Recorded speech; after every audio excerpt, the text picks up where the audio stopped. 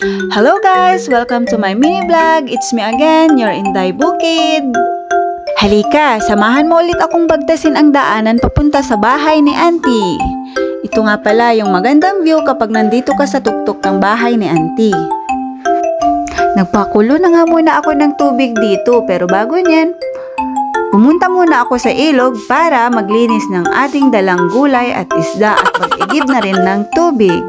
At syempre, bago tayo makarating sa ating final destination, ay dumaan muna ako dito para lang hapin ang masarap na hangin at magsigaw-sigaw na rin.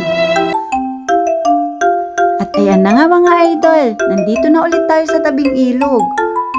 Kumuha na nga pala ako ng dahon dito para dito natin ilagay yung gulay at isda na ating lilinisan.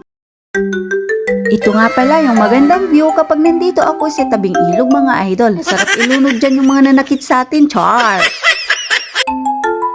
Umpisahan na nga nating linisin yung mga dala natin dyan mga idol. Unahin natin yung isda.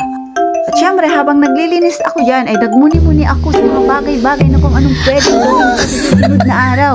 Wala naman akong maisip kasi tag-ulan naman dito lagi. Uy! Mababait naman daw kami kaya ayan, nasobrahan kami ng blessings, nasobrahan kami sa ulan.